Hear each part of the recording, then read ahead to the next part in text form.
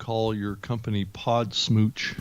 Oh my gosh. Let's start it. Great.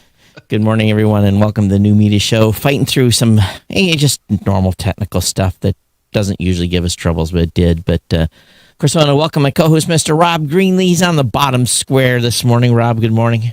Good morning, Todd. It's another Saturday on the New Media Show. Yes, it is. And why don't you introduce our guest? Well, we got Chris Smith in the house here. Pale Grove Studios, knit, all sorts of projects. You are a serial developer, business person, podcaster.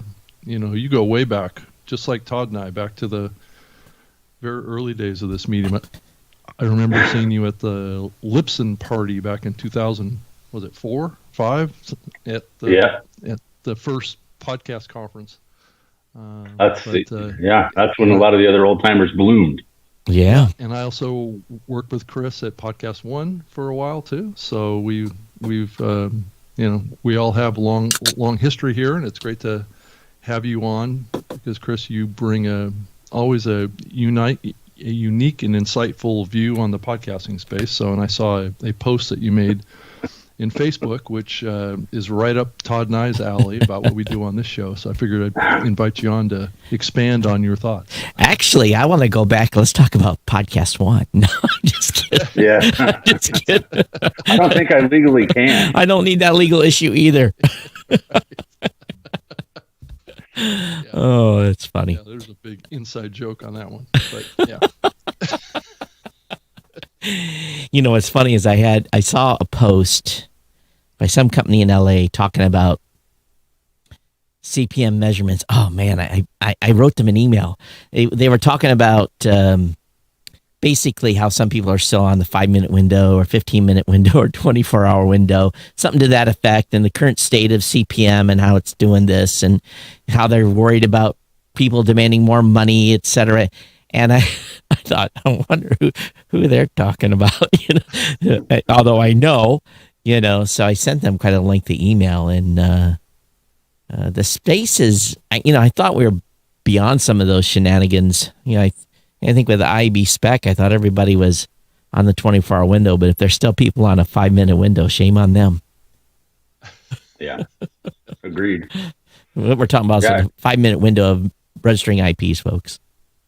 Yeah, it's one of those things, and I think about it often because one of the things I'm doing right now, and Rob kind of nailed it. Like I'm always doing something, right? So the main thing that I've been doing has been podcastads.com, right? So we spun that off from our regular core hosting product because we were doing ad sales and hosting all together. Mm-hmm. So much like everybody else in the space, we decided that it made sense to split the two. And part of what I've been working on a lot is, pingback systems, right? So as we talk about IAB, that's something that's missing. I'm not going to name names, any platforms that are listening. But there are a lot of platforms that don't ping IAB style. So what you get out of the system up front is you'll get an IAB download count or an IAB impression count. I'll put that in quotes. But when you're getting pingbacks from these systems, like if you add a tracking pixel to an ad, you're getting old school stuff that we used to see back in the day, right? Right when iTunes kicked in and all of a sudden you're getting like 40 pings for one person listening to a show. Right. That to me is where we start to, again, I just jumped right in the weeds. I'm sorry, fellas. No, but the question is people say pingback. You can't get a pingback from an audio file. No, you get a pingback at download, right? And again, that is still the entire system. So, when you, Google Content Manager, right, outputs a pixel, right? And a lot of agencies have those. And a lot of the buyers at those agencies are young. They've only worked in digital. They haven't worked in radio. Everything that they buy needs to have some sort of tracking mechanism, right? So you get that URL. And then you tie that URL to the ad spot, right? You upload the ad spot, and then you take the pixel, and it's got pre-roll or mid-roll or whatever, hard-coded, or maybe even, if you're lucky, the the host itself will fill that data in for you where this is running. But it's just like always, right? That ping back only comes at the time of download. So if you've got a mid-roll and the ad plays, you can get a ping back from the system. From who? Of IP, user, agent. I don't understand that. Who do you get that ping back from? You don't get that back from an app. I don't understand how you're getting a ping back. You get it back from the platform. You get it back from, we had that at NIT for years. I still don't understand how you get a ping back from an audio file playing as a podcast on an app. They've subscribed, they download it. There's no ping going back to... Right. No. There's no... Right. You're correct. There's no ping in the app. There's no in-app pinging that's happening. It's at the source of the download from the hosting company. So, Megaphone or Art19 or NIT or you guys even. It could be one of any number of hosts, right? They send out the message back to whoever's pixel it is with pre-formatted data as well as dynamic data. So maybe it's geo-targeting, whatever it is can be sent back. So you can get a collection of, and again, this goes to privacy and all those other things. But without that system set up in place, it's like a free-for-all. It's like pingbacks for advertising agencies right now are really, it's the Wild West of podcasting before we met with the IAB stuff back in like 2014, right? I guess, but I guess I'm confused because I'm a self-contained system. I have all the data already. I am the person delivering the ad. I am the person delivering the media. So I guess I just don't understand. Rob, go ahead. We should probably do is back up and really define what Chris is talking about here. And I think I think a good description of it is to call a tracking pixel of sorts, right? Yeah. I don't think what Chris is talking about here is necessarily a real pixel, or is it, Chris? I mean, is it embedded in some part of the metadata that's related to the episode? No, it's a URL. It's a tracking pixel URL. Okay, but where does that URL sit in the ecosystem? I'll give the Google Content Manager example because a lot of people probably deal with agencies that buy from those guys, right? So what they do in the Google Content Manager is whoever's setting it up gets a Excel spreadsheet and it spits out 4 types of URLs. One, if it's going to be an image, right? So it's an image link. So it links directly to a pixel, right? You're going to use another one for like it's a page load or something like that. And I'm going to stop there. We don't care about the other ones. We only care about the image one. So what you do is you grab the image. So they'll send those over. You pick the image tag or whatever the platform chooses. Usually it's the image tag.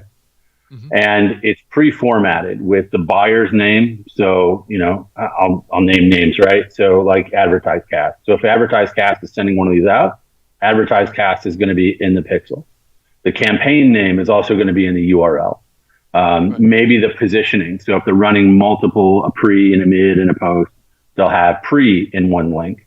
And then you might get another link that has mid in it. Then when those ads are flighted or trafficked or uploaded, whatever you want to say, whatever that nomenclature is, at the hosting company, Megaphone, let's say, the ad goes into Megaphone. They say this is supposed to be a pre-roll. It's 30 seconds.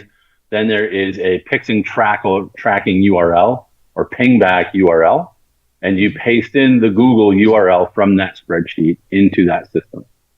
So basically, I got it now. So basically what's going on is Megaphone, upon download, is sending that pixel to whatever ad buyer. Because it's not really, because there's nothing happening, because the pixel doesn't get triggered by the download has to trigger some sort. It's really not a pixel. Correct. Because the pixel isn't physically being loaded. The download, they're using the download then to trigger whatever they send back to whoever they need to send it back. Correct. Yeah, and they'll send back, IP address, any of that kind of stuff. So it's a good way. Positives of that, right, are that the agency can have data of their own. If, they're going to get IP addresses for lookalike campaigns or doing other sorts of things, which makes the podcast component of their buys more important, right? And also helps them understand the eco space and how they can relate to this person listened to a podcast and this person saw whatever ad, yada yada. That could be frauded so easy.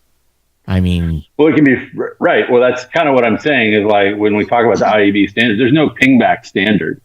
So, we've put ads in lots of systems. I put ads in 4 or 5 different systems. 4 of those systems send me garbage. Just like if I were a beginning podcaster in 2011, trying to get my own stats and saying, I have 400,000 downloads a day. It's amazing. They're all on Apple, right? Because the iPhone just keeps hitting that file over and over.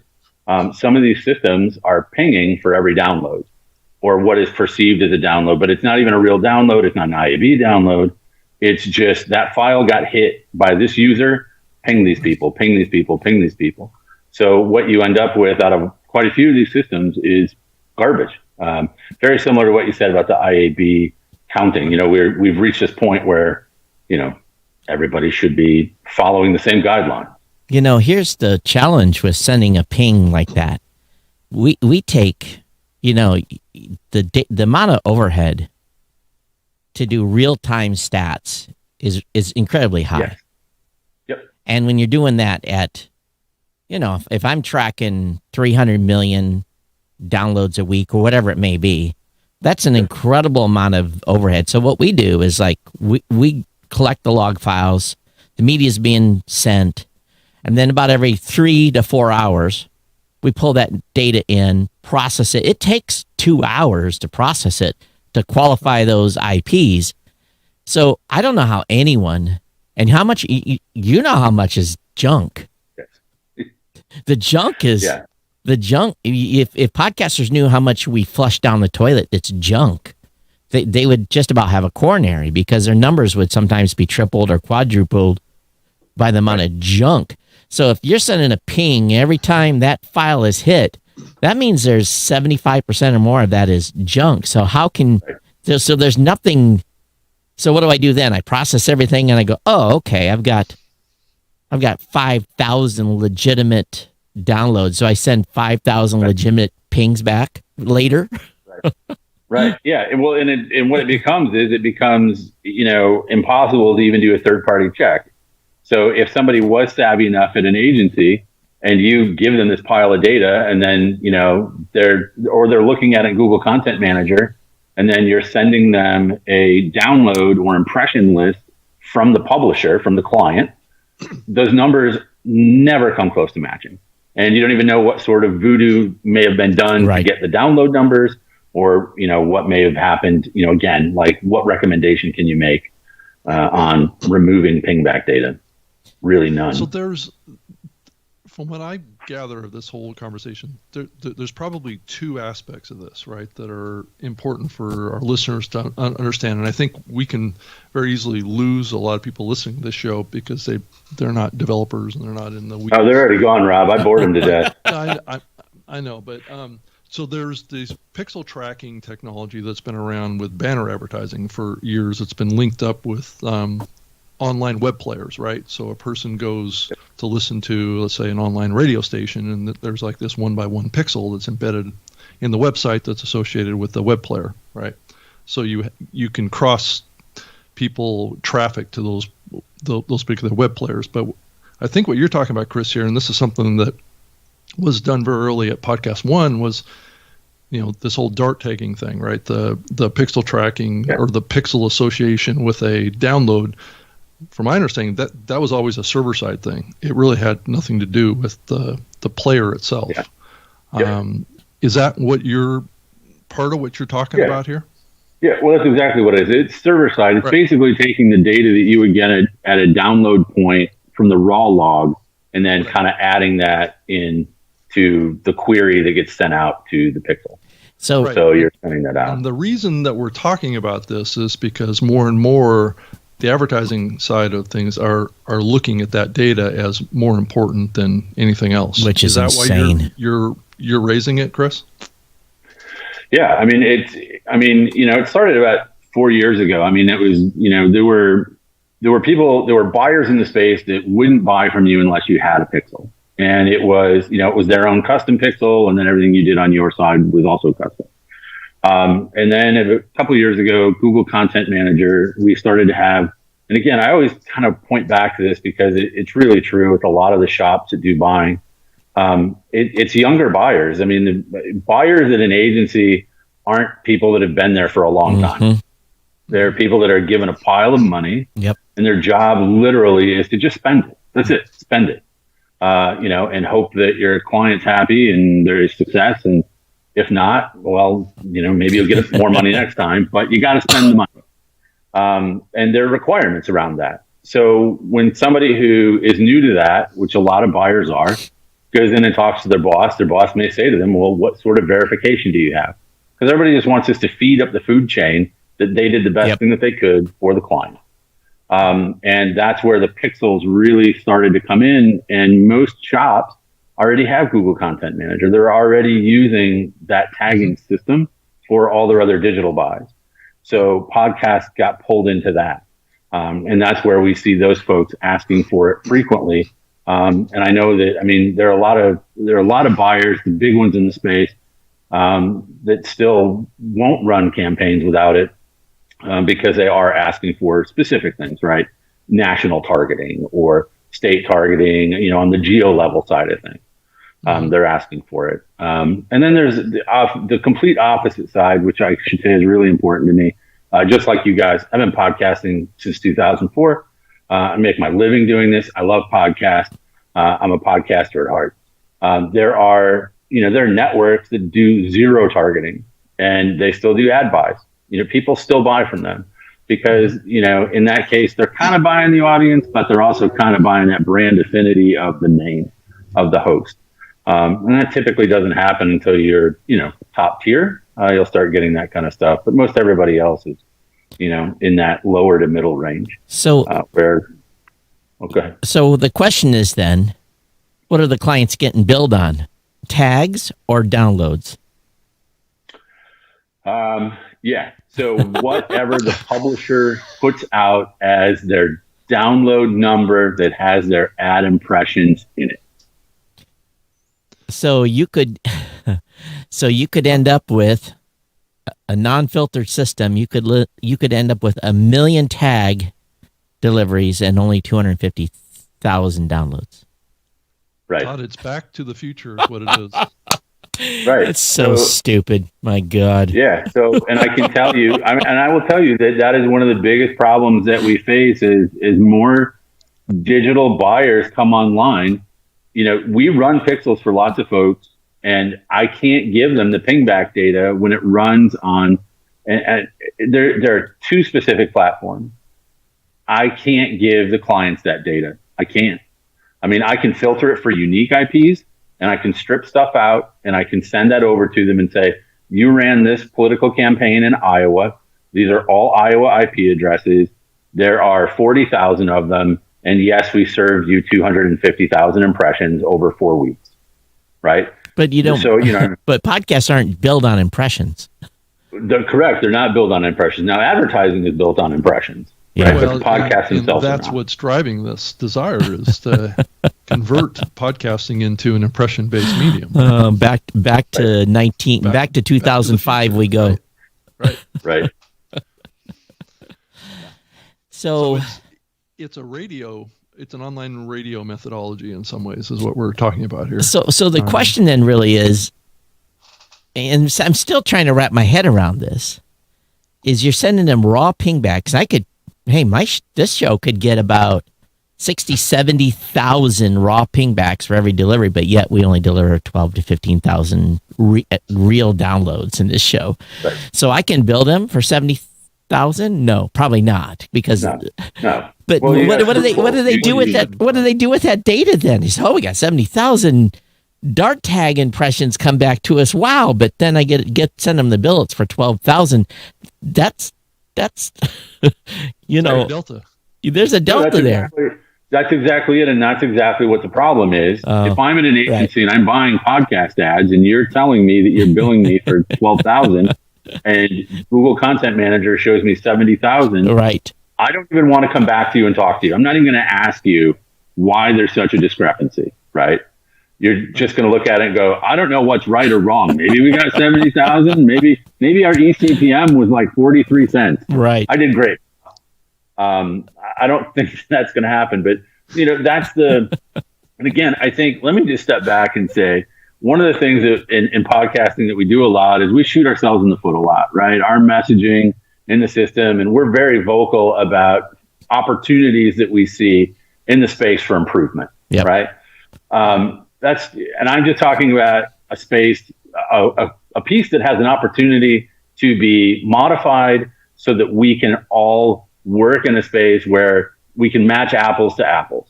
That's the goal. Let's just be able to start matching apples to apples and go from there. Because right now there's a big break between the two. And a lot of it, again, it stems from, and I think, Robin mentioned the Facebook post that I wrote about, pontificating my armchair stuff. A lot of the space, and we end up with a lot of young developers, right? Not young studio folks, because studio folks, I could care less. They're making good shows. They're cranking content out. That's their job. They get it out the door. They don't care about RSS. They don't care about anything that, that is the core underlying thing. And they shouldn't have to. But on the side where people do care about those things, and we've built all these systems on top of them, we keep getting younger and younger people that come in that may not know the history of how these things were built. And they keep having to trip over themselves. And that's a 2 to 3 year cycle every time. So, we'll see devs come in at a certain shop and say, I want to change this, or I want to do that.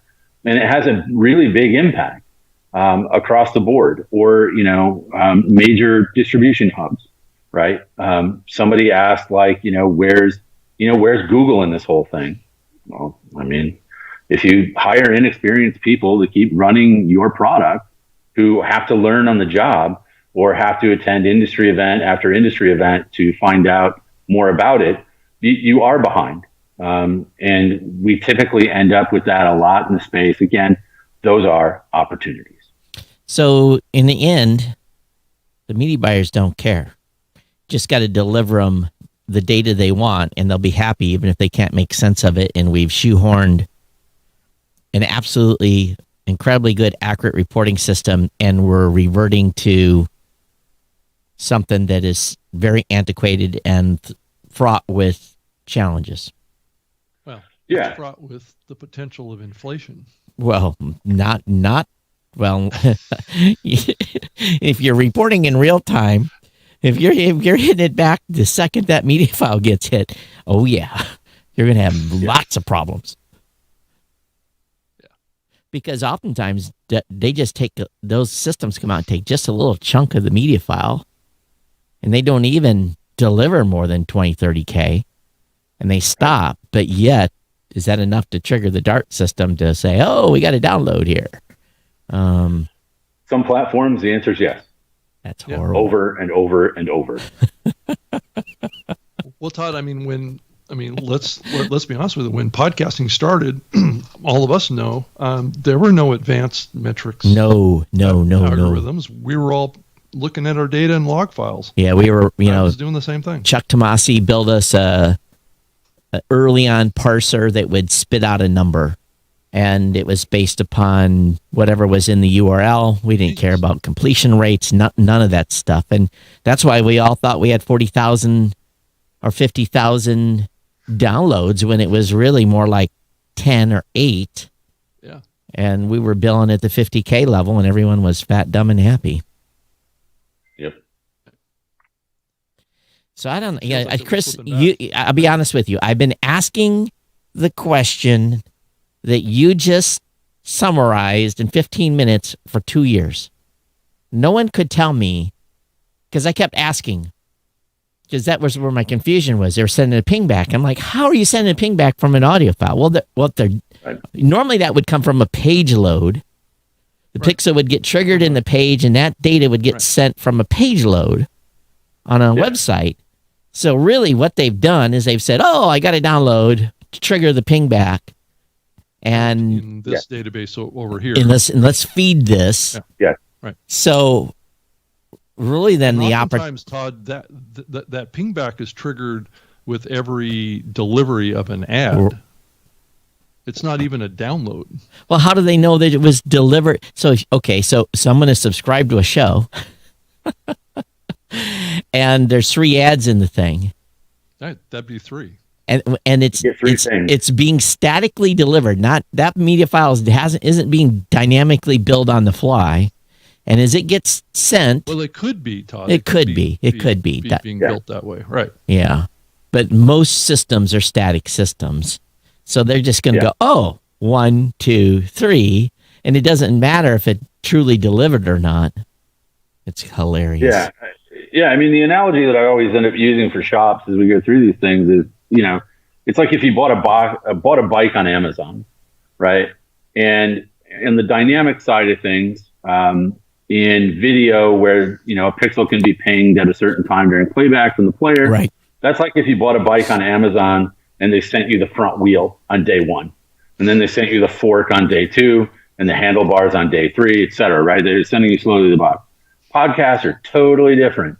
They put the whole thing in the box, and then they ship the box to your house, and you open up your front door, and there's your bike in a box, and everybody goes, "They got the bike."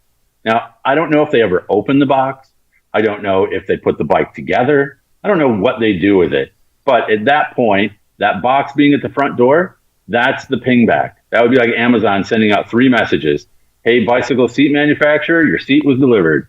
Bicycle handlebar people, it's there. Pedal guy, here you go. Your pedals went out. There you are. No. And that's all we would know from it. Separately. Right. So, Chris, Yes. you just gave me a new thing to really start complaining about. So I'm joining your party here. Sweet. Well, Great. Todd, I'll be the one. Excellent.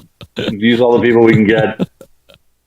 Yeah, I'll be the one to say it. I don't know if Chris wants to or not, but I think at the core, this is a lot of what we're seeing with these acquisitions as some of these companies, I don't know if you saw the announcement that all these platforms, Megaphone and Art19 and all these are starting to support Vast too. Right. I don't know, Chris, if you want to talk about Same Vast. thing. Yeah, pretty much the same thing, except it's supposed to be real time. So Vast. Let me say, how do you pitch all of that, right? I don't know. I mean, Vast is it's an opportunity to have access from other systems, right? Right. Trade desks, right? So Trade Desk could do their dynamic ad insertion. Now, again, you can do dynamic ad insertion with host read ads, which sound just fine when they're recorded or properly. Right. Host read ad dynamically inserted is just as good when a robot puts it in the show as if a human being was sitting there for 30 minutes drinking coffee and smoking Sure. and stitching the thing together by hand. Just as good. Right. Now, that kind of disappears when you go to the grand scale of Trade Desk, right? And then they're connecting all these things, and there's the Vast tag, which is supposed to have other requirements and things tied to it. Right. But yeah, I mean, obviously, again, it's an opportunity for some folks. We were asked for it year after year from clients. We never built it in just because there wasn't anything else to support it. And even if they had it, it was something very simple where maybe they were going to use it. So, hey, giant media publisher, you want this, and we're going to spend 3 to 6 months doing development work while we're trying to keep our regular workload together. And then we don't know if anyone else is going to use it. So the economics were never really there. Now, if the economics are there when you're trying to flip your business, so if you are one of those companies who's hearing in your ear from a bigger fish in the video space, or this new tier of podcast distributor / studio that we have with Spotify really creating that sort of level. Yeah, I mean, that's something that I'd be putting into my platform right now. I'd be throwing every kitchen sink thing I could to find something that matches what they're looking for or what they think they want.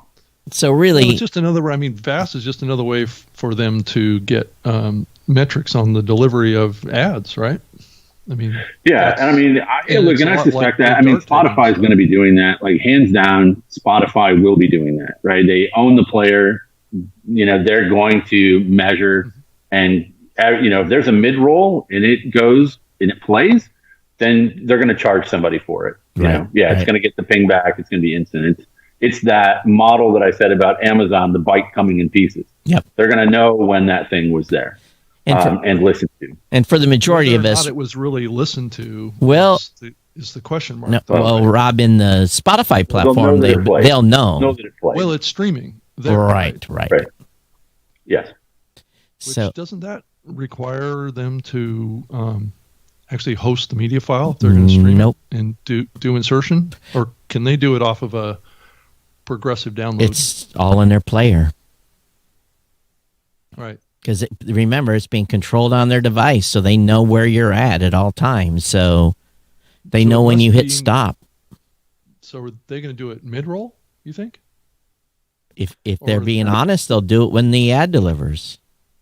Yeah. I mean, I bet that they're going to start with, they'll probably start with a couple positions, right? I mean, if it's just testing, maybe it's mid and post, because that's going to give you a little less data than a pre.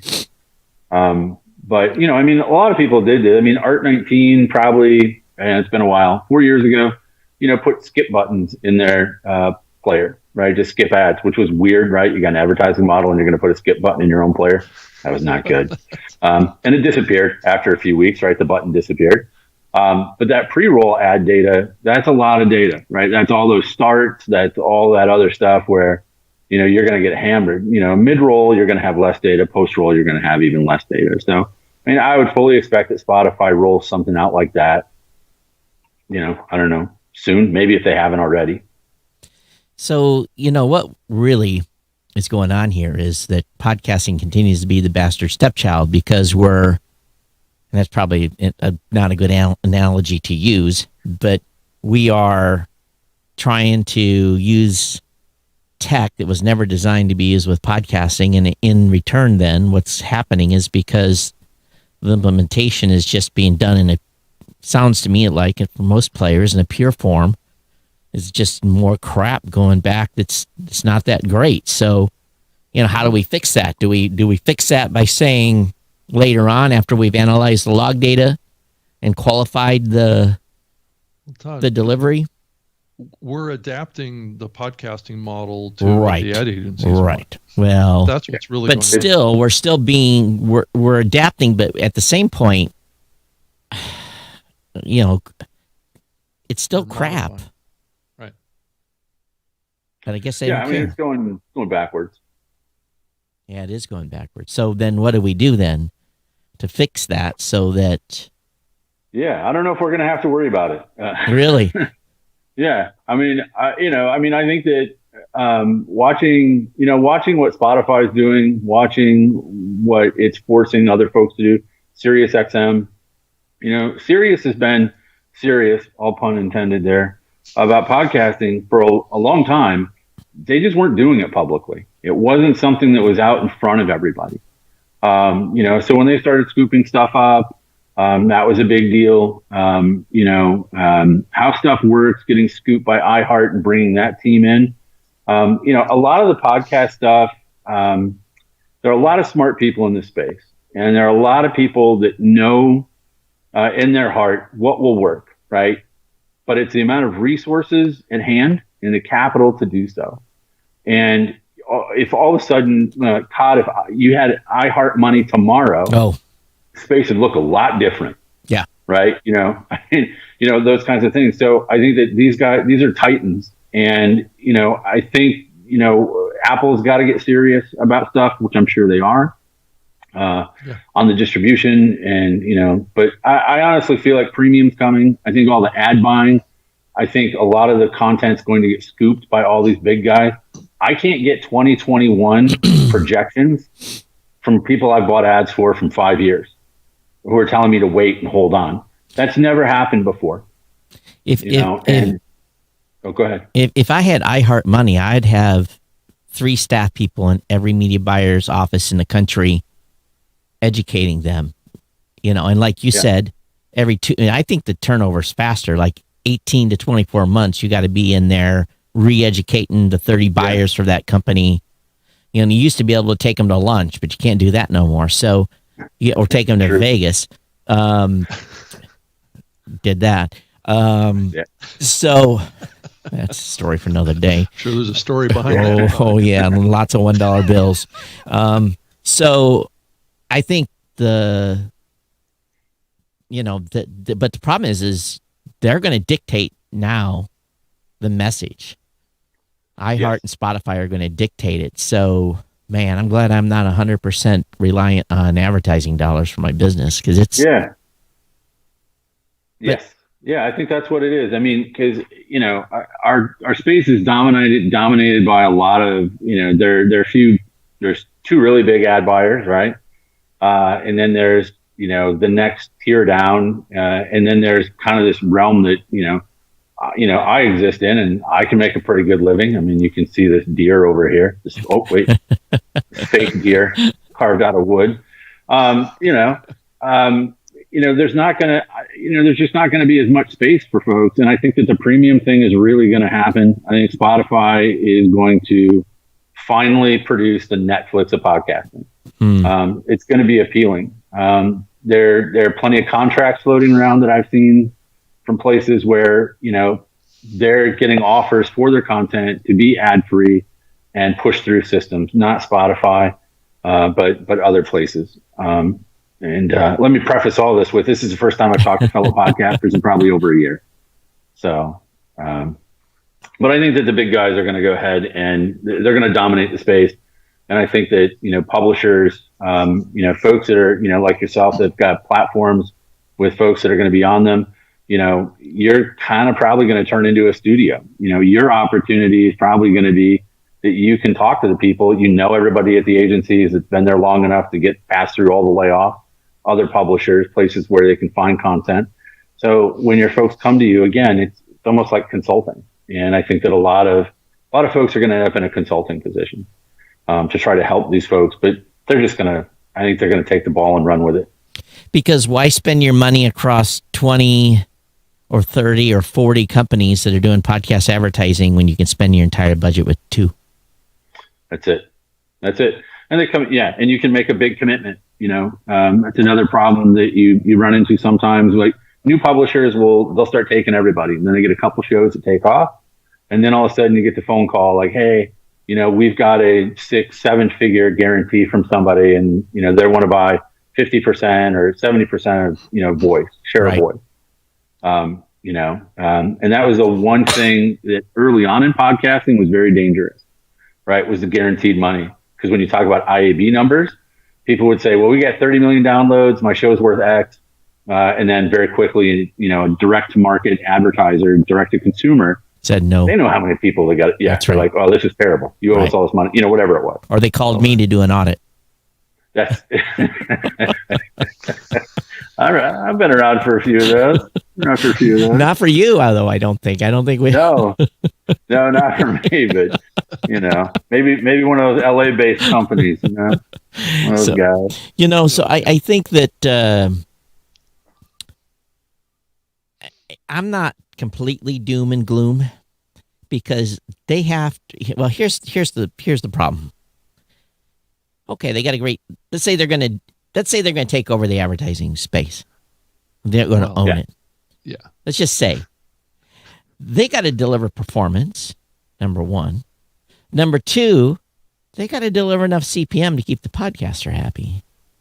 Now, if they've signed an inclusive deal and the podcaster just gets a check and doesn't care how much revenue they make, maybe it's a different ball game. But though that company, Spotify and iHeart, pretty soon I got to figure out I'm paying this content creator this $100 million. That better bring me back $200, $300 million worth of revenue in advertising. And if it doesn't, some of these are public companies. They're going to have to figure out how to make the stockholders happy. And in the deals where there's not direct deals done and where the podcaster doesn't get cash up front, they get it on performance. And you tell them, well, you got to take $7 CPM on this remnant advertising, or you're going to get 3. Content creators are going to say no. And guess what? They're going to end up just like music folks, and getting screwed. Right. So I think you're exactly right. I think that the market will adjust here, and I think those that are playing a game here are going to be held it's going to be found out. It's, we've seen this kind of happen already. And advertising is not as big of a deal in podcasting as I think a lot of people think it is. That's the other part of it. I know how much inventory is left on the table every month just based on what we measure.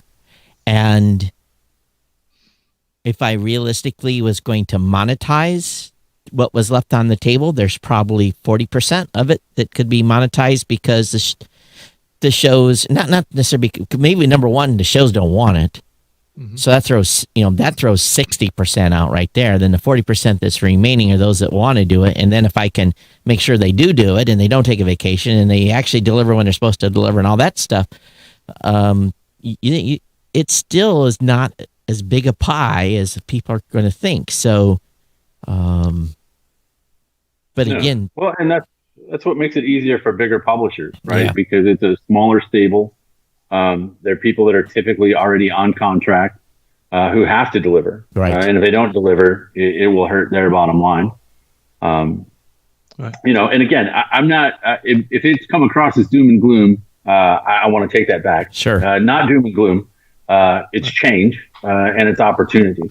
Because I think a lot of these shops, for podcasters themselves, they're going to have a different opportunity to make money.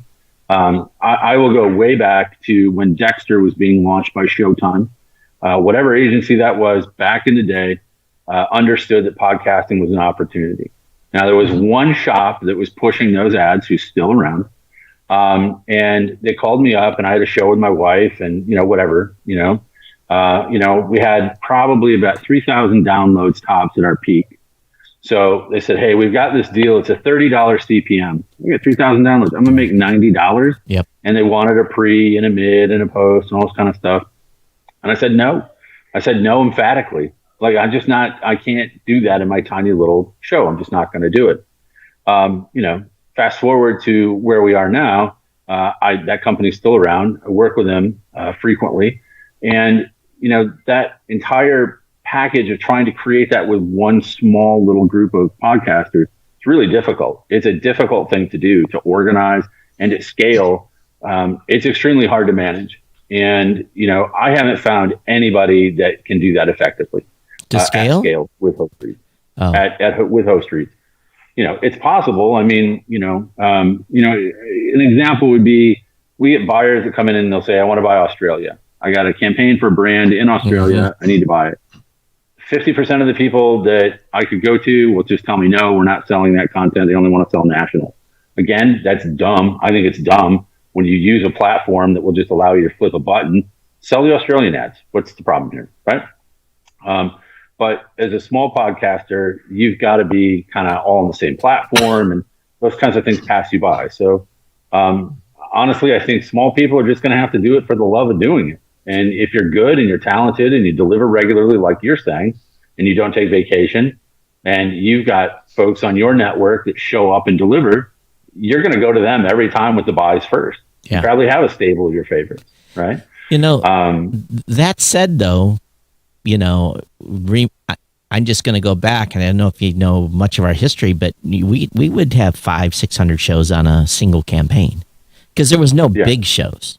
And we were managing that, but we built a system to manage that wide. Now let me tell you something. There was sometimes, I had to be an absolute hardcore. Yeah, there was problems because what it was we had this great system. They'd get their deliverables each week. The reporting would be automatic. All they'd have to do is come in and put the time hack for their show, and we were good. But that's when it ran into the problems. People putting in the time hack, people going on vacation, but still, we could usually make it up, or, we'd put on a couple extra shows or whatever. We could do wide, no problem. But buyers don't want to buy wide. They don't want to buy 500 shows. They want to buy 10. Right. So, but, to me, it's always funny because they buy 10, they get 40 spots. Or they could buy 500 and get 2,000 spots and non-duplicative audience and for the same amount of money. And I'm like, what's wrong with you? And it's too hard. That's what's wrong with it. Right. It's true. I mean, I've always been baffled by that. And, part of it's always been, the agency, a lot of the buyers will just, I know best.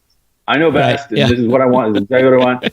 And like, you may know that, like, look, I know that this, male-based soap product you got really should be over here on this MMA show. Right.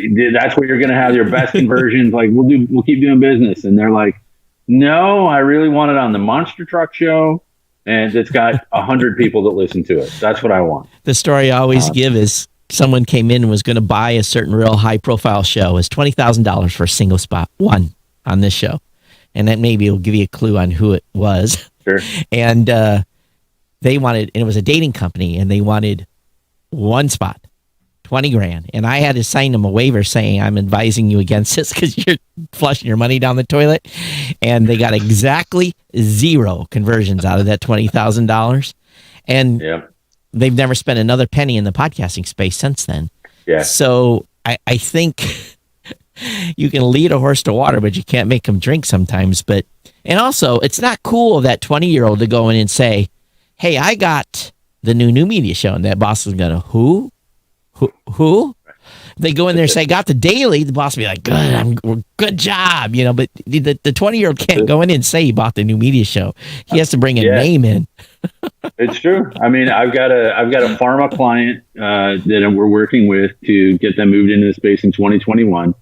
And it doesn't matter. I mean, I've got great fits for these guys, and they don't care. It's all, can we be on This American Life? Can we be on, these are the things I listen to, and if I were to step them out of that scope and say, like, look, you should be on Fox, like you should be on the Fox News podcast, their heads would explode. Right. And they'd be like, I can't buy those, but I can tell you their greatest conversions would come from there, and it's like, all right, well, whatever you guys want, we'll figure it out. Yeah. So who gets bought next, Chris? Who you think is going to get scooped up? I know you put a Facebook post up. As you think that iHeart's going to grab up ad results? I think iHeart did. Yeah, I don't have my post in front of me. I should have that in front of me. I mean, I think it's also culture. I mean, that was one of the things that I didn't put on my list was like the culture of folks. iHeart and ad results are like, that's a match made in heaven. I think Art19 to, Apple, another match made in heaven. All the California boys and gals all get together and hang out there. Same thing with Wondery.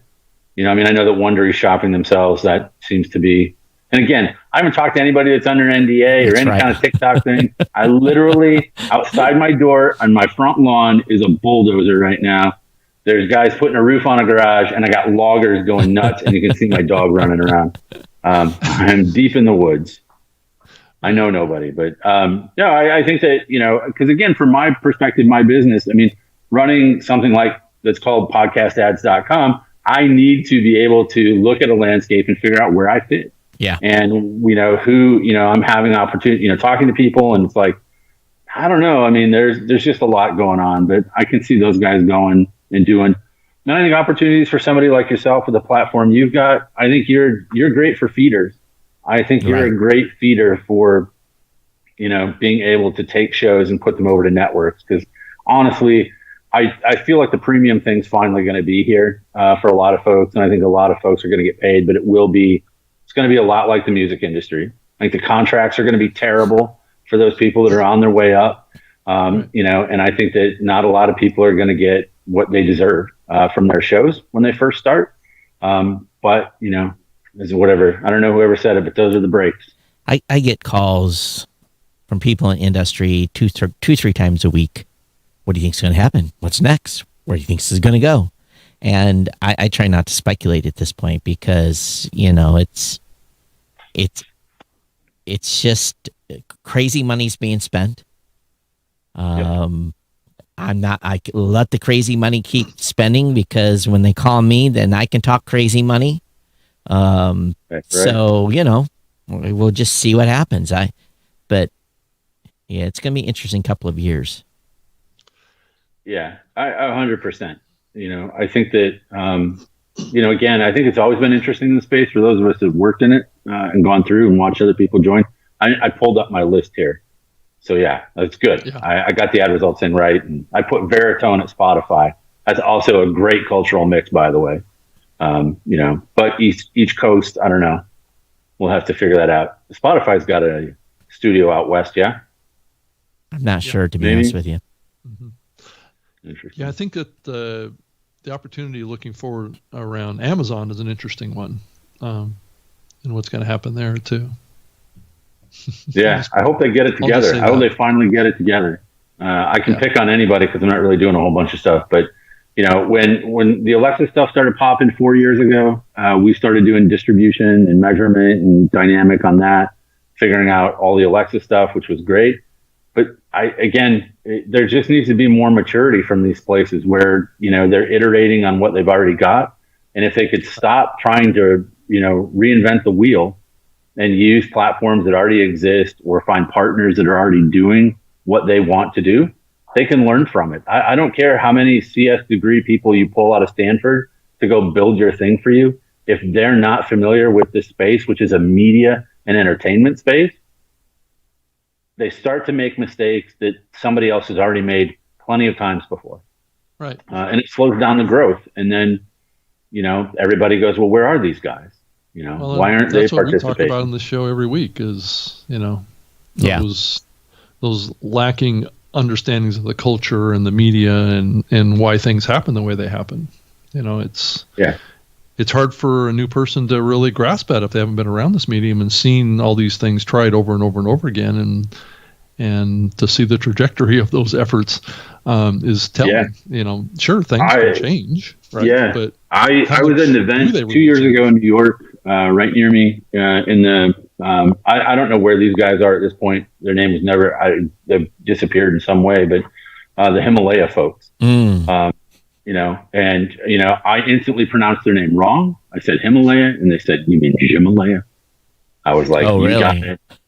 It was one of their VCs who was there. He's like, "Well, what do you see next in the space? Here's what we're doing. We're gonna build a giant studio in LA or San Francisco, and everybody's gonna come and produce there." I'm like, Podango did that.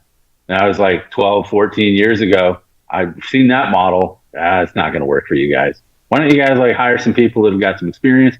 And here I am. I'm the old man on the show. I'm the old grumpy man right now, living in the woods. That's exactly what I am right now. I'm going to shut up. Kids, make podcasts. Do good work. Rob and I call ourselves the old curmudgeons a little bit too. So, and so we're kind of there with you to a certain extent. Yeah. No, it's just, I think, that experience is important, to help build these products out. I think Amazon, could benefit from it greatly. I've always been just disappointed. Audible products. Audible's tried to launch podcasts 3 different times, very visibly, and I was actually, I had a discussion on that thread with someone who was part of the first team. And their first iteration back in 2005, 2006 was their best iteration. Yeah. Did they probably had no history on that at all. They probably we didn't know. Well, it was a brand new medium back then. Yeah. They were trying to throw, rights controls into the MP3 files, which, that was counterculture. Talk about not knowing what the medium was all about. Well, even Apple, I mean, one of the things that really stunted podcasting in the early days was Audible, and I still hold a grudge against it. So I had a book publisher come to me from Minnesota. He made a kid's book, worked at an NPR station. The guy was great. He had the pipes, he had everything, and wanted to do a podcast from the book, and he wanted to be paid for it. Is there a way to be paid for this, right? And I said, no, I don't think there's a way to be paid. Got a hold of the folks at Apple, yada, yada, went through the whole process. And then I get a call from Audible. And Audible says, yeah, it's never going to happen. Even if Apple tells you it's going to happen, it's never going to happen. We have an exclusive on non-music or exclusive on spoken word through Apple. There will be nothing paid on the podcast side that ever comes through Apple. Now, again, that disappeared. They said never at that point because they were pounding the table. We're the big guy, whatever. Right. But, that was a huge disappointment, and that slowed down podcasting's growth. I think it was an opportunity where, some giant company had a stranglehold like old school media. This is our playground and, So the way I've got this system configured, guys, you can't see the screen I'm about to put up. I'm going to describe it to you. This is a shortcoming of, switching to the new thing so you don't see yourself when I switch to you, but I did a search, just Amazon. I searched my primary show, Geek News Central, come up with a listing here. And basically on it, it's got 2 search results. Listen Now on Audible for $0 or Listen Now on there's just 2 tabs. And I can search for my show now in Amazon.com, and this is what it brings it up to. So it's to me, it's kind of funny here because they have taken the Amazon Music podcast directory, just duplicated, or maybe not even duplicated it, but put it over on Audible as well as the free level. And to me, it's just kind of funny because it's like I can find my show when I search for it when I'm searching for, any other product, and then it comes up and is listed. So this, to me, for me as a content creator, said this is cool. The show can be found now on Amazon, but I don't know if very many people are searching for a tech show on Amazon. I mean, they're normally shopping for rakes and shovels and gas cans and shampoo and right. Well, and that's the magic of podcasts, right? I mean, one of those things is you give up control over your distribution, where your things are going to show up. And somebody comes along and says, all right, well, we'll put you in front of some more folks. That's a win. Yeah. And here's the new media show. And I'm right on Amazon.com. I searched for it. And I was like, oh, it's $0. They've got it marked as 0.00. So click on it. Same screen, Right. But what's missing is the player, that opportunity again to convert somebody to a listener. Right. Well, and I think Apple's one of the only ones that still gives access to the content, right, without creating an account and logging in. I don't know if that's true. Is it? Yeah, we'll have to look. Let me see here. I thought Spotify required a login in order to get the content now. Yeah, let me go over here. Geek News Central, Apple. Go to Apple podcast listing. So, Chris, one of the things we haven't talked to you about too is all the privacy concerns that are happening in the podcasting space right now too, and what your philosophy is on that. Just curious where you're at with that. California just passed their privacy laws, and there's attribution and all sorts of retargeting going on out there. What's your philosophy on that right now? Yeah, it's probably a little bit different than most folks. I tend to look at it the same way that I look at the folks that say things like, well, look, when they give you the COVID vaccine, they're putting microchips in you, and they're going to follow you everywhere you go. Well, the answer is that's not going to happen. Okay, it's not going to happen. However, you already carry a tracking device that records you everywhere you go. With you all the time. Yeah. So my perspective, and especially on the ad side, that data that's already in your phone, every time that you're clicking whatever end user license agreement is when you install one of those little apps, every time like access to your photos or access to your all that, they've got it all already. Would it be great if there was a centralized place where you could go and register and say, here's my number. If my number is used, whatever, I can get paid for it. If it's sold, anything like that, that'd be great. But I guess that's a really long way of just saying, I don't know. I don't really have an opinion about it. I mean, should we be worried about it, right? I mean, should we be? I mean, do you think listeners care? I don't think most listeners care. I think, one of the things when, so we're all from the old days, we never, we all looked at radio and said, man, forget it, podcasting's it. Like, this is the thing. Like, this is great. It's what we're going to do. And we had audiences, and NPR came along, and they were the first real big media people to adopt it. And then they were looking down their nose at all the podcasters, right? Like all the rest of you guys down here, whatever. And I will say this, and I'm going to say it publicly. If there were a few points in podcasting, inflection points, where the right person came along at the right time to change the space in a way that nobody had the vision for, or maybe didn't have the resources for. So there was this guy in Los Angeles who came from radio, who had an idea about podcast space, and he decided he was going to put D, maybe some C level, but mostly D and lower celebrities into podcasts. and find audiences for them. I saw that launch. I thought, wow, it's a terrible idea. It's never going to work. And what happened? It worked because the technology had finally spread to people that were not in that socioeconomic bracket that wanted NPR style. They wanted Steve Austin. They wanted Chris Jericho. They wanted that type of reality star content. And that was a big inflection point for the space. So when we go back to thinking about privacy, I think the NPR crowd, the New York Times crowd, those guys are like, I don't want my data sold. The rest of the folks just don't care. They could care less. I think, I'm slowly, I can't say that I don't like it, but I'm slowly coming around to the point where I'm just kind of starting to be accepting that the audience, maybe the podcasters, a portion of the podcasters still care about their listeners' privacy, but in today's age, I don't know if the listeners care. Yeah, I don't think that they do. I mean, I think that, in the way that apps get around that is they say, they'll build a recommended playlist for you based on what you already listen to. They're already utilizing all of that data. They already know how much you listen to. I've had a friend that's worked in the music space for probably almost 10 years now, at a lot of shops. And now he's over at Pandora. Unbelievably smart guy. And that was part of what they had tried to do for years, was to build AI that could take all of your listening and begin creating new playlists for you, just certain styles and whatever. And I'm sure it's a lot better now.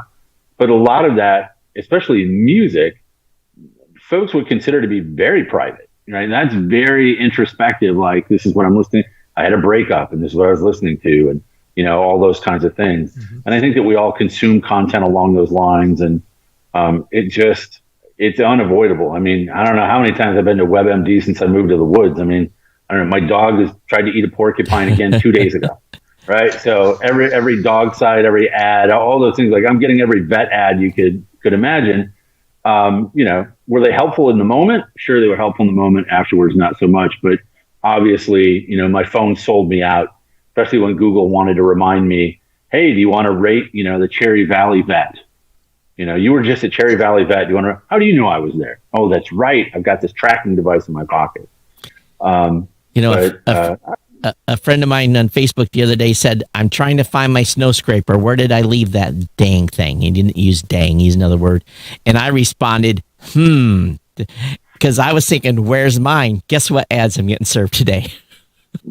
Ice scraper ads, because all of a sudden they said, oh, Todd doesn't know where his ice scraper is.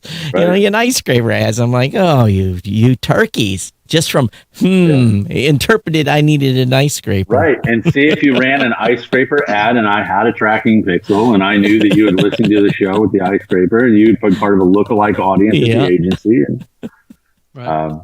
But again, I think that for a lot of folks, it does matter. And a lot of people still want their privacy, but just being on the other side of the glass, we can stop it in podcasting. If we said, like, look, we're not going to do it. We're going to have our own rules. We're not sharing pingback data, or we're going to share it, but it's anonymized or any of that kind of stuff. It's a lot of effort for naught, because there are other systems where, buyers will go or people will go that they can get that data. Yeah, for now, until the laws change. At the end of the day, it's really about, what are the laws behind this, right? And I think that's where, if we don't really think that the listeners really care, then all of our platforms just need to be compliant with whatever is legally whatever the law we're able to do, right? And I do think that some of this issue is going to get resolved, but I believe it's going to get resolved at the show level. So listeners will be able to check a box or whatever to opt in to being tracked at the show level, and I think some of the big platforms are going to probably wind up supporting that. Warner Media just did that actually Fox News did that for their Apple. It's either don't get me wrong, it's either CNN or it's Fox. I don't know which, but during the elections, I was switching back and forth on the Apple TV, and one of them added a button in the settings screen that says, "Do not sell my data." So, and just imagine, I mean, everything you've been watching on your smart TV, on your Apple TV, it's been tracking you already anyway. Right. But to your point, if some, some group of counsel at one of these companies says, well, the law is X, Y, and Z, your app needs to ship with it, then you're going to have those opportunities. And who knows, maybe there is an opportunity at the podcast level within the community to put together an initiative that's like that, that you're open spec for it. And then have that data through the RSS feed sent back to the podcast host that can give that authorization that's linked up with an IP address. And I think that's kind of being worked on right now. The tagged organization, which we've been talking about tags, is not completely the same, but has a lot to do with this. Mm-hmm. They've been working through the demise of the cookie. And what the browser people are forcing upon them.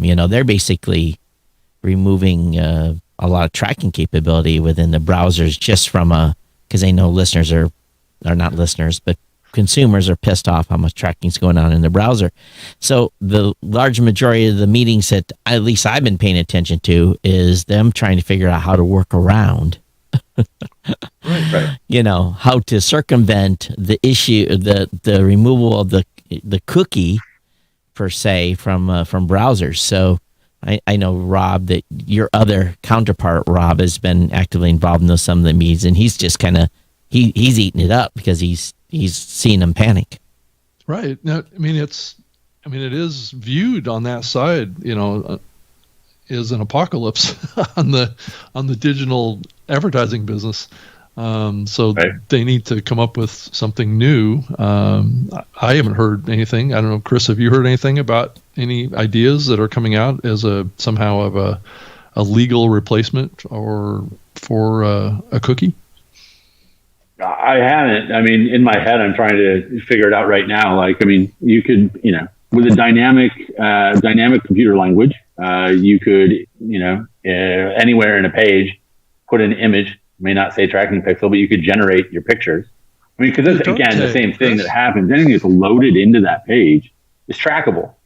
So if you put something on that page, or you talk to the company that's hosting it, so maybe it's not their own cookie. Like a tracking pixel, doesn't it, Chris? That's it. It does. Here's my pixel. Send me the data. But it's pretty amazing, though, some of the ad blockers out there, because I run one on my browser because I can't handle it when I'm doing show prep. So many different ads going on. Some sites make me turn it off to load it, and I honor that. But I think that, and ironically, Google is leading that charge on basically, the cookie situation. So I just it's curious because what is their main business? Advertising. So right. Well, they already got all the data. Right. You're already using all the Googles. Right. So they don't have to have that cookie data to know who you are, where you are. I would liken that in the podcast world to Apple. Mm-hmm. Right. Apple forever said, nope, not sharing. They have all the data. They know playback. They know everything. Right. Yeah. And it's interesting that we haven't talked much about Google on this call and what their role is going forward into the future. Chris, I don't know about you. I'm excited about what Google's bringing from discovery standpoint, but is there another side to that coin? Yeah, no, I think for the discovery side, I think they put a lot of, again, my perspective for the last, you guys know, for 5 years, the last 5 years, let's do this. Most 4.5 of the last 5 years, I spent head down, helping Warner Media build their podcast network from 5 shows to what it's become across all their brands. And we delivered all the hundreds of millions of ad impressions and downloads, right? So for those that don't know what Warner Media is, why don't you tell them all the brands? Yeah, well, the CNN, we'll start with CNN, Bleacher Report, NBA, TNT, all those, Cartoon Network, all that stuff. So we were doing those plus regular shows. So any other names that they had, Conan was part of that, a whole bunch of stuff. Right. So I built that. Again, let me take all that back. I did a lot of work on it with an entire team of folks and a lot of people on the Warner Media side. I'll just shorten all that up again. I typically work with a crawl, walk, run philosophy. I have a lot of knowledge in the space. I can help you build your stuff. You have your team, you build it together. You guys are crawling. When you guys are able to walk, I start to step back out of the picture again and I start to focus on ads. And when you're running, I should be out of the picture and making money on advertising, and/or I've moved on to another client at that point because you're self-sufficient. An organization of the size of Turner and all those other companies, it took them 5 years. It really took them 5 years to get all the pieces into place to begin growing. Where it goes from here, who knows?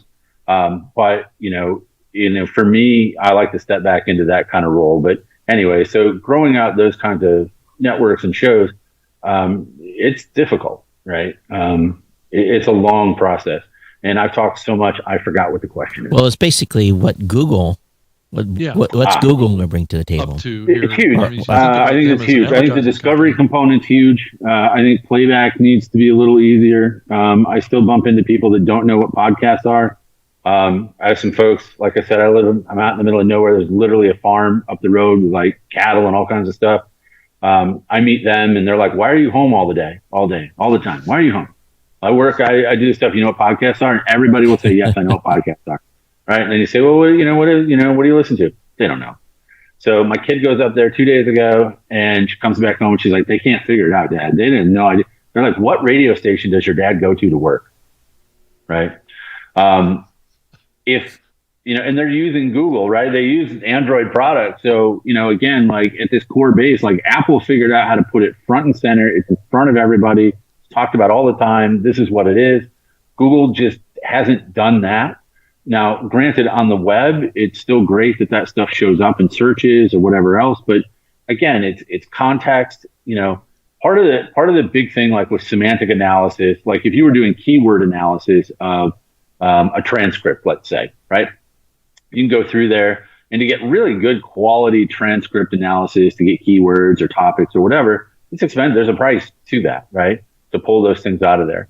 To get even contextual analysis, it's still like 50-50. Right. Back in the day, it used to be terrible, right? You could be having your show and you're talking about taking a trip to Arkansas, and it was the greatest trip that you've ever taken. But somebody who's bought ads that say, Arkansas sucks, all of a sudden is going to get run in your show because you have this Arkansas thing. It's a way of coming back around to when somebody's searching at Google and they're looking for a topic, it may not be a topic that's specifically addressed in your show. And it's still difficult to find that portion of the content, right? Like prepping today, I loaded up Google, Sarah Silverman's podcast. I clicked play. There was an ad. I just clicked in again. There was another ad 11 minutes in. I clicked in. It was like I won the lottery on ads. Every time I clicked in, all I was hearing was an ad. And then I stopped listening because I was like, I don't know, this is terrible. It's a terrible experience. Why is she reading 40 ads? I don't care about Simply Safe. I've heard this a billion times, right? I think for regular people that are outside listeners that we're trying to bring to podcasting, Google's a great way to get it in front of them, but it's also a difficult way to get them interested in whatever topic they may have been searching for on the discoverability side. Yeah, and I've continued to talk for a long time about contextual transcripts, and people always look at me kind of funny when I say that because machines have a hard time understanding context. So you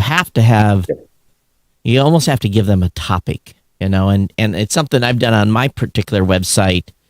And I know you guys can't see it, but I have time hacks by every one of my topics. And if nothing else, it's a convenience for a listener to go in and click that and jump to that point. But I'm hoping that the Google brain at some point figures out, Todd at 2357 said this is the context of that discussion, and I'll get some Google bump out of it. When that happens, who knows? Well, the work and the money I've spent to time hack those things over the past 5 years pay off. We'll see. But I'm hedging that's gonna, but Google may not even take a exterior trigger because then people have a chance to rig it. So they may just go strictly on what they collect in their transcript and their analysis. Right. But if they were putting ads in there for you, it would exist tomorrow. they Right. would have it tomorrow Right. if they could monetize it. Yeah. And again, that is what I would say is an opportunity. And that, I thought years ago Google would figure this out and just bring over folks from the AdSense team and do a vast style, as we talked about earlier, but just within the Google ecosystem. So you would put your podcast in, you'd sign whatever deal it is with Google, just like your website, right? You just throw in this tag, there it is, and Google's going to put ads in there for you. Yep. And it's I would have thought that they would have done that a long time ago. maybe not enough Chris, money. Chris, yeah, I think that's exactly it, Todd. I think they did have an early audio play that was trying to do that, and I think what they found is that there wasn't as much money there as they were hoping that made it worth it. Well, you look at the comparisons between YouTube and podcasting. My God, they're uploading how many thousands of hours of content every. There's some stat out there about the amount of stuff going up on YouTube, and it can't all be consumed. Whereas in the podcasting space, 400,000 active shows compared to probably 40 million people on YouTube, and I don't know what the number is. I'm just throwing something out there. That's a big delta, and it's also a big delta in money. And considering that YouTube now requires so many hundreds of thousands of listening minutes or whatever before you can even monetize your stuff, they're making bank on YouTube. That's a money printing machine for Google. So until there's something of scale for podcasting, I don't think they'll come after it. But there is a little bit of a dark side to context too. The old saying goes, "Be careful what you say," Sure. Because it will be parsed, contextualized, and delivered and available in a search query, right? Yep. That's the downside. I think a lot of content is kind of deep in the content that most platforms can't give visibility to. So I think as you think about censorship and you think about these other issues that are important today, that's going to raise some questions too. Right. So, I think consolidation, I think we're all expecting more consolidation, and we'll see how far it goes. But, I still, Chris, Rob and I's core, our business is largely probably wouldn't survive without the indie podcasters. I can't have 23 people on payroll with just pro hosting accounts. It doesn't work. And like you said, sometimes when shows get big, it's the same thing we're seeing with like anchor shows. I'm seeing anchor shows graduate off Anchor and they come onto platforms like mine and Rob's and Podbean or whoever. They kind of graduate out of that platform when they're trying to step it up a notch. And then, at some point, those shows are going to get to a certain size, and then they're going to graduate from us to some other platform. And so I think from a core, and I guess I've lost my train of thought here, but there's an ecosystem, right? Yeah, there's there a is. stepped ecosystem that's being developed here. And I thought the interesting acquisition Spotify did, right? They bought Anchor, which is an entry level, right? And then they bought Megaphone, which is at the other end of the spectrum, right? Is that an endorsement that maybe they made a mistake with Anchor and they had to buy a more professional platform? I don't know that that's the case. I think that they're playing at both ends of the market. I think is more likely. Chris, do you have an opinion on that? Yeah, both ends of the market, yes. And I think that again, it's, I think that they're going to end up, I think there are a lot of places that started building podcasts or building podcast divisions and trying to work their salespeople into selling those podcasts. And they haven't had the success that they would like to have. Mm-hmm. And I think the money is right from places like Spotify and iHeart, and Apple and Sirius to pay larger guarantees up front. Salespeople don't have to worry about it. They can go back to selling whatever they were selling before, TV, radio stuff. They can go back to all that. And then, they're just collecting the money from it. It's just a distribution hub. Right. So it's not a business. It's not an internal business anymore like it would have been with all the ad sales. It's just pushing it out. Megaphone brings that, I think, to Spotify, and they bring it in at scale in a way where there are bigger contracts associated with it, but that content's going to, obviously is going to reside on their system. So, like when Google bought FeedBurner way back in the day, that gave Google a lot of insight into what people were reading on blogs, but also podcasts, right? There's a lot of data that goes along with that. That level of publisher at that high end, there are, 5, 6, 7, 8 of them domestically. Around the globe, maybe there's another 200 total that are large enough to pay, fees of, a couple $100,000 a month to host their content on those networks, right? And if they can offset some of that cost, and if they're using it for, a lot of the big networks will use those as promos, right, for other things they've got going on. It's just building marketing and that kind of stuff. Anchor didn't have a sales team, right? So there was no sales team at Anchor that was doing anything. So Megaphone, I guess, has a seasoned sales team, so that kind of comes with it. Sirius did that with what did they bought a couple platforms, right? I don't remember Simplecast. Exactly. Yeah, Simplecast. Again, but I mean, Simplecast wasn't a super mature product with a lot of sales teams associated with it. Now, a lot of folks think that they can sell those. I've sat in plenty of rooms with dev teams. Yeah. They kind and of nerds. already had all that. Yeah. Where they just don't, they aren't ready. So they have to keep acquiring, but that's what they need to do. They need to grab these things, bring them in, and grow from them. But, I think, people are just going to say Anchor's going to disappear. Megaphone's going to disappear. People are going to say, I host at Spotify. I started my show at Spotify. All right. Spotify created their open audio, like their trade desk, their buy ads through our system. It's getting more mature. It's still not where it needs to be. There's still a lot of human touch that goes into that. My wife has a marketing business and she buys a lot of ads over there. Just where they call it their ad studio. But it's better than almost anybody else's product. So they've nailed a lot of things on that side. And I think the big guys will have to continue doing that. And I think a lot of folks, just like, prior to COVID, you could go see a band play every night of the week in a bar. I think there are a lot of podcasters that are going to fall in that category. I fall into that category. I love podcasting, but my shows have never been big. Right. Not that, nobody wants to hear the garbage I have to say. Even if I am doing a show with my wife and she's making fun of me the whole time, which people might want to see, or listen to. But it satisfies you. Yeah, it satisfies me, and I enjoy doing it. And, I think that's the thing where, that love and, respect of the medium and the ability to just continue to produce and to put things out, that same wonder that I had when I found out about podcasting, I'm sure you guys had at the same time, is there. That's necessary to keep this growing. The folks that, listen to Rogan and then show up one day and go, I want to do a podcast. How do I make money? They're still going to be around, but 99.9% of them aren't going to do anything. There's one Joe Rogan. There's one Ira Glass.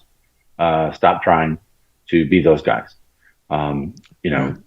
That again, I don't know if that solidifies anything. It's probably more of a mishmash there, but I think that Spotify will play at both ends. I think that hosting will be done at Spotify. I think Apple should have a hosting platform. And that's kind of where it's going to end up. Not right now, but, over, the next 4 or 5 years, that's probably where we're going to end up. YouTube may even end up doing it, right? Because so many podcasters, to make money, are doing the live stream of the show or they're doing, the playback later. I've never, not one time have I ever listened to a Joe Rogan show. I've watched Joe Rogan on YouTube a lot, right? Flipping through, here it is, here's a clip, here's this or that, a lot. So my experience has gone that way. And I think that, again, that's getting found and it's in a medium where people listen, some of the most effective podcast ads on the planet, we talk about discovery, are podcasts promoting other podcasts. That's true. They're really effective. Right. Because if you find the right audience, you can grow. So Connell from iHeart was quoted in saying that exclusives are bad for podcasting. And as you look at like the Joe Rogan deal, right? That's an exclusive just to Spotify. I think the perspective on that is that the integrity of the ecosystem is more important, especially on the advertising sides as well. What's your thoughts on exclusives? Are we going to see more of that, or is that just going to be an outlier? As a podcaster, exclusives are amazing, and if you can get the money, take it while it's there. Take it while it's there, and do it. On the ad sale side of the house, it gets difficult because then if you don't have a relationship with the distributor of that place, or somebody else has cut you out, which whatever, it's harder. On the ecosystem, people are going to continue to publish for free as long as they can. Right. And what I mean by that is, when, Spotify or other places finally, if they reach a maturity where there is no anchor, there is no megaphone, it's just Spotify, and that's who we did our deal with, then, that starts to chip away at what, we've built, right? As a community of strangers, right? Continuing to push podcast stuff forward. Rob, right. Believe it or not, we're already over. This time went fast today. Yeah, it did. Well, there's so many topics to talk about. Chris, one thing we didn't do at the beginning, I feel bad. I just realized that we really didn't introduce your company at Knit.audio. Why don't you tell everyone about your company? There's two companies. There's Knit.audio. So Knit does it's hosting, dynamic ad insertion, and again, at scale. So we had all the Warner stuff for 5 years. Over the last 5 years, if you listen to Amazon Alexa and got the news, or on Google, any home device, we delivered that and monetized that for those guys. So that was one set of products that we have. The other set that we have is podcastads.com. So, and again, that's helping people do ad buys, essentially. So we don't call ourselves an ad agency, but because of our relationships in the space, we're able to work closer with publishers to find better fits for folks. And I will say that sometimes, not always, we get better pricing. That's a domain I missed. I don't know how I didn't miss buying that domain. That's a good one. Chris got it though. Yes, he did. Yeah, it's exactly what it says it is. Podcast ads. So. Yeah, right. It's one of my other 400 that hasn't gotten seized yet. Yeah, no, that's true. Oh, domain. We go back on that. We go back on the domain. Yeah, we do. Right. The Cochrane News Network podcast. Yeah, the Cochrane News Network podcast. For those of you that haven't been here very long, I had CNNpodcast.com for years, probably 10 years. And I knew they would come calling at some point, and they did. And when they did, they said, hey, we want that domain. And I said, well, how about $500 or something like that? And man, the lawyer email came in about 30 seconds after that. I was like, oh, they're not messing around. So I held on to the domain for 9 days and 12 hours and gave it back to him on the 10th, because I had 10 days to turn it over. Yeah, so I've got a couple other ones that I'm not even going to talk about on the show that I've been sitting on as well. Someday that domain, they'll come calling for those as well. But until then. Well, Google, what Amazon did by podcast.com. They did. Right? Holy smokes, they did. And I know what that was. They spent probably $1 million because they bought two, podcast and podcast. So with an S. So they bought both of them. And ironically, guess where they point towards? They point towards Audible. So yeah. Should we be surprised? So if you load podcast.com, it goes to audible.com/EP/podcast. So Right on. That's Well, maybe their- they're more that's serious their- than I thought they were. Well, I be honest That's with you, their I'm spoken word audio brand, so it makes sense. I'm jealous because that domain was, widely sought after, and they were renting it for a while and all kinds of stuff. But I think it's gone forever Yeah. now. Well, Well, I they think it's can traded talk to hands me by about sometimes. podcastads.com. I mean, if they're thinking about growing. Yeah, I got a few too. So absolutely. All right. And Well, Todd, go ahead. we didn't talk about the new little addition, the Oh, MP7. Oh, your I've mic, been talking on all day. the one that you sent me an email or a text saying, what happened, Rob? You couldn't find it or what? You guys, because I had that Well, it shipped was to in you a place where I had to go to get to pick it up. So far, Yeah. it sounds pretty good. Does it sound all right? Yeah, it sounds good. Yeah. Okay. Yeah. So, Chris, It's a hot, go ahead. it's a hot mic in the space right now. Yeah. So what we did is, I need another SM7B. Rob had one, so Rob sent me his SM7B, and I bought Rob as part of the deal. He got Nice. Yeah. he got that mic. So, but you still have another SM7B, so it's not like you Yeah. sent me the one you had.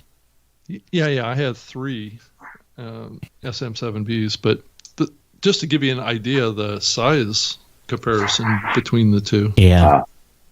and Yeah. I can't tell too much difference from when you're As using. far as sound. Yeah, as far they're as about the to sound quality. about the same. Well, the big thing about this mic is that if you use it via USB, I'm not using USB. Right, because right. I'm using the XLR connection. So I don't have the ability to adjust the microphone, but if you're using USB, you can load some software. Yep. And it will adjust. Nice. It's got EQ, it's got compressor. It's Wow. got all this stuff built into it, and you can adjust it to have a bright sound, a normal sound, or a dark sound. So it has a lot of software adjustments that you can make to it, which is really cool. Well, the dark sound will go along with the dark winter this coming. Yeah, Yeah. you use the USB connection to adjust the microphone, Right. and when you disconnect the USB connection to it, it holds on to the settings. Oh. So I can adjust the settings via my computer, and then I can plug it into the XLR, Oh, and I believe you can use the USB and the XLR at the same time. And go back and That's forth cool. between them. Yeah. Those settings will be great for your new true crime podcast. There you go. That's a podcast that I hadn't thought about yet. yeah. Not I. All right, everyone. We're gonna get out of here. Thank you for being here. I'm Todd and of course, Chris? Well, how do they reach you? What's the best way? Man, I'm on the internet. That's good. No, I mean, if somebody wanted to send me a message, they could send it to k@podcastads.com. That'll get me an email. If they want to talk about any of the other nerd stuff, I can talk about that all day. Or you can visit podcastads.com. There you go. Simple enough. I'm Todd at blueberry.com, at Geek News on Twitter. Rob? I'm on Twitter as well, at Rob Greenlee, and you can send me an email, robg@lipson.com. So I hope you enjoyed it. Chris, we're going to have you on more because I think that you're thinking some of the same things we're thinking, and it's always good to get another perspective Well, here. Todd, so. and we didn't even talk to him about what Adam Curry's doing. I'm sure he has an opinion on that. Oh, fellas. So, All right, I'll come back. so just as a teaser, do you like what Adam's doing, or you have concerns? There's. I'll save it. To be continued. Okay. Part 2. Wow. Okay. Tweet Rob booking for next week. Okay. Whatever. But hey, Chris, thanks for coming on, and glad you got good internet there. My country place is not enough to sustain to do a show live, so at least you got enough bandwidth there. But okay, everyone. I'll make very, very quick. Very quick story on that. Rural America, people that do it right. I got fiber in the house. Wow. Fiber, and I'm literally 50 miles from anywhere. So there's some government programs that work. Say that. Man, it doesn't work around my place, and I'm only 1.25 miles from the closest cable connection, and I couldn't even pay. I offered cash to have them bring it, just cable, to my house. They wouldn't do it. I was going to pay for the Chris, construction. Chris, that baseball hat that you on has the longest visor that I've seen on Kevin, and it reminds me of a television commercial. I think it was. Yeah. What is it? It's I just had this the other day. Washington Mutual something. No, Liberty Mutual. Liberty Mutual Insurance, right? Yeah, if you Yeah. take the hat off and hold it side, Wow. it's got that really long visor on it. Yeah. So I started wearing these hats like 5 or 6 years ago. Whatever, you get older, bright light, it blocks more light. The bill's so long. And now when I don't have it, it's like I've cursed myself, I have to wear the hat. So. Awesome. Okay. All right, everybody. Thanks for hanging out with us. We'll try to get out of here this time. Everyone take care. We'll see you next time here. See you guys. See you later. Thank you so much. Bye, Thanks, Chris. guys. Thanks. Take care. Take care.